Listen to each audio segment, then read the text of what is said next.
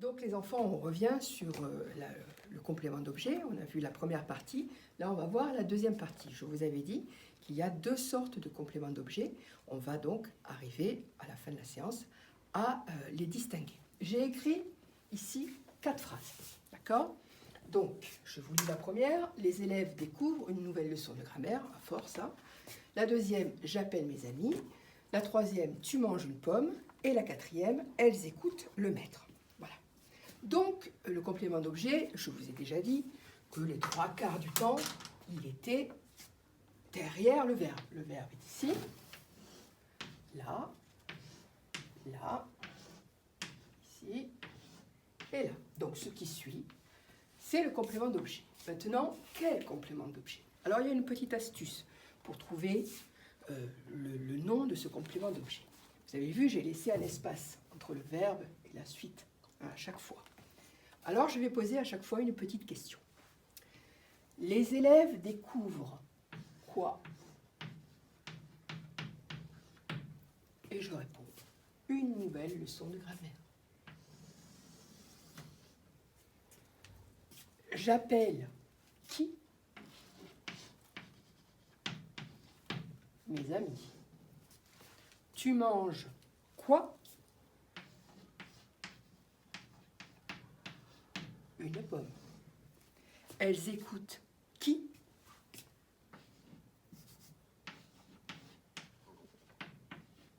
Le maître. Ce sont tous donc des compléments d'objet. Et on les appelle des compléments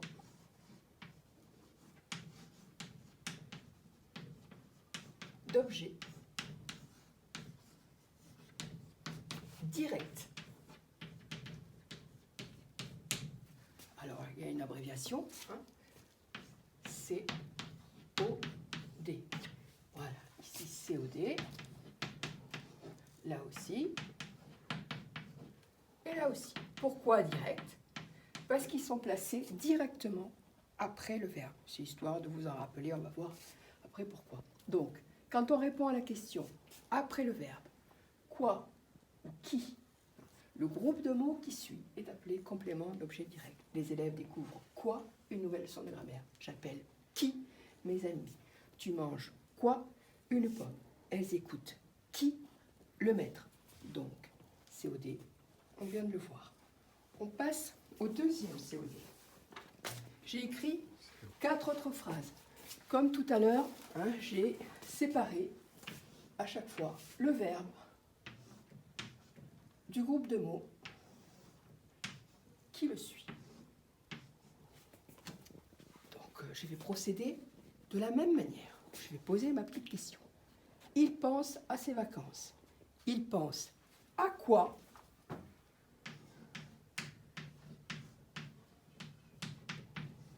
À ses vacances. Ma mère parle à ma sœur. Ma mère parle à qui?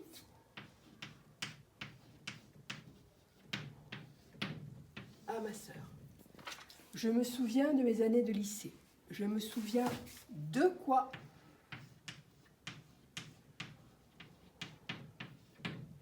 De mes années de lycée. Son père parle de son fils. Son père parle de qui?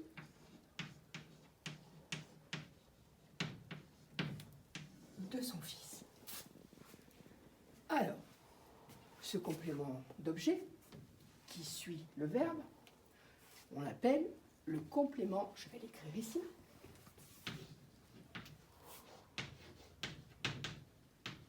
d'objet, toujours pareil. Et celui-là, il est indirect. L'abréviation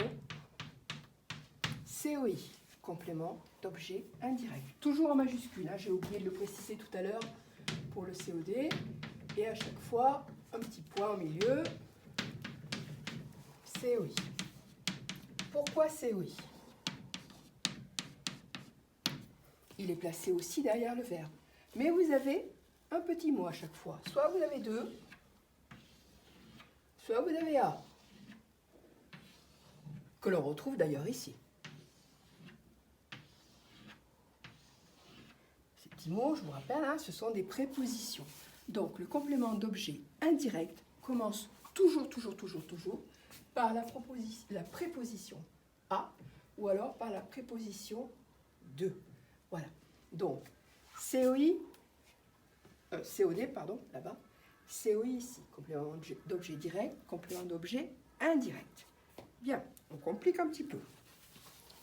Alors, je vais écrire une phrase. Là, je vais effacer un petit peu ce que j'ai écrit. Alors, on va reparler de Mathieu,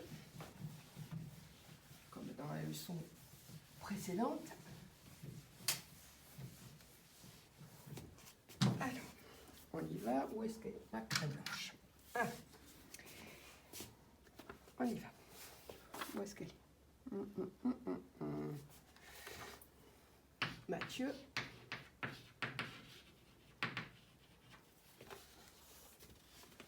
Aime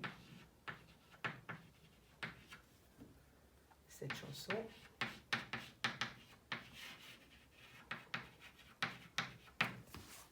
Il chante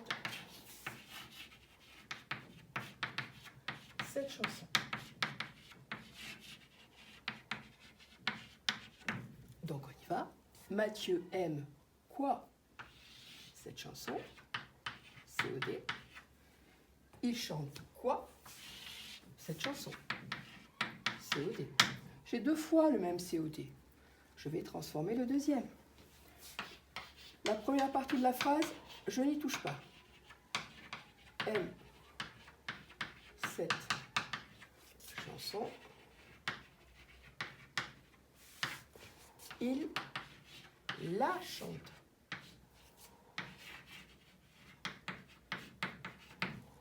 Le premier COD est toujours là. Et j'ai remplacé cette chanson par la. Donc là, toujours pareil, c'est un pronom personnel. Et il est COD. Il était COD ici. Il le reste là. Dans la leçon précédente, on avait vu le L' comme pronom COD. Là, on a là. Mais on en reparlera un peu plus tard. Voilà. Autre chose. Alors. On y va. Je vais écrire une phrase. Je vais l'écrire ici.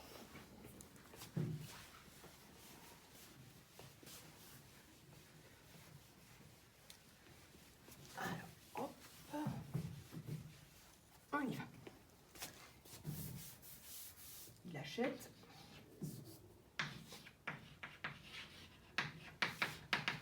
des croissants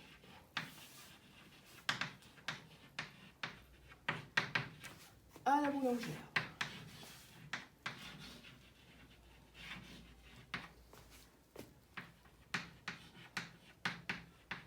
Donc j'ai mon verbe qui est ici. On y va. Il achète quoi? Des croissants. COD. À qui? À la boulangère. COI. Donc dans cette phrase, vous avez deux compléments d'objet. Le complément d'objet direct et le complément d'objet indirect. Alors il faut savoir que le complément d'objet direct se place toujours devant le complément d'objet indirect. COD avant le COI. Comme ici, il y a deux compléments d'objet, les grammairiens, évidemment, des gens un petit peu compliqués, on dit, bon, ça c'est trop simple.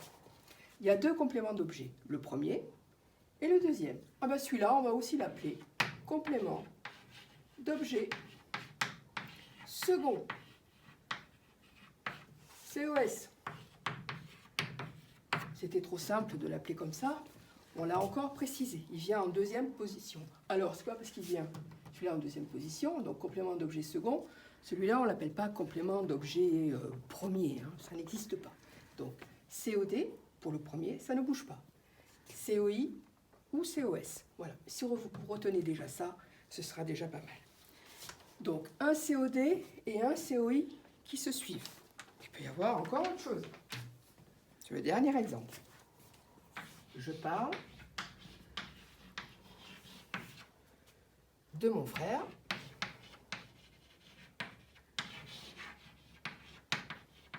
à ma sœur. le verbe est toujours là. Je parle de qui? De mon frère. COI. Regardez, il y a la petite préposition devant. Je parle de qui? De mon frère. À qui? À ma sœur. C'est encore un COI. Parce qu'ici, j'ai ma petite préposition. Donc, COI, c'est le premier, celui-là, il ne bouge pas. Là, il y en a un deuxième de COI. Donc, comme tout à l'heure, je vais l'appeler COS, puisqu'il vient en deuxième position. Voilà. Donc, on a vu les différents compléments d'objet. Il y en a deux. Complément d'objet direct, complément d'objet indirect. Le complément d'objet indirect commence toujours par une préposition, soit à, soit, comme on l'a vu tout à l'heure, et je l'ai effacé, la préposition de. Voilà, les exercices donc vont suivre. Vous aurez une leçon aussi que je vais vous donner. À bientôt les enfants.